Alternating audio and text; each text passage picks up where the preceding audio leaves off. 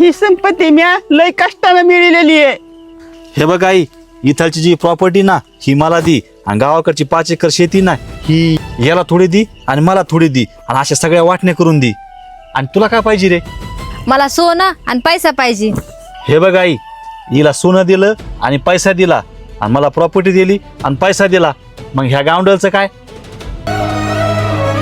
हे बघ रोहित, हे बघ कल्पना, ते किती केलं तर अडाणीचे, त्याला शेतीच राहू दे. हे बघा पोराओ, तुम्हाला नोकरी बी आहे आणि पैसा बी आहे. तुम्ही दोघं जण याला शेती द्या आणि तुम्ही दोघं जण सोनं घ्या. आई तू सांगत तोंडानं कवर बी, आणि अडाणीला काही तोंड घेऊन आहे का ना आम्हाला सांगायला येडा कुंकडचा. तू सांगत तुपल्या तोंडाने. हे बघ आई, ही शेती ना याच्यामध्ये सगळ्याची वाटणी असती, आणि हा त्यातला अर्धा एकर थोडं त्याला द्यायचं. आणि तसं बी ते महिन्याला 10-12 हजार रुपये कमी येतोय. हे बघ आई, ते महिन्याला 10 ते 12 हजार रुपये कमवतो. बरं त्याचं जाऊ दे, पण ते तुला दररोज जेवायला पोटभर देईन का? मला आई पाहिजे. हे बघ आई, अमिताभ बच्चन डायलॉग मारायला येऊ. मी हाय त्याच्या सोबत.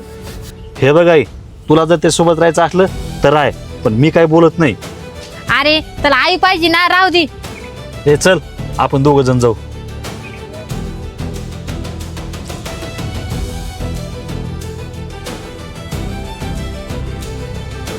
अगं आई, मी आपली गरिबी मी स्वतः डोळ्यानं बघितली. आई, आम्हाला दप्तर घेण्यासाठी तो लोकांचे जाऊन तो काम केलंय. पोरा, या गोष्टीचं मला लय वाईट वाटतं.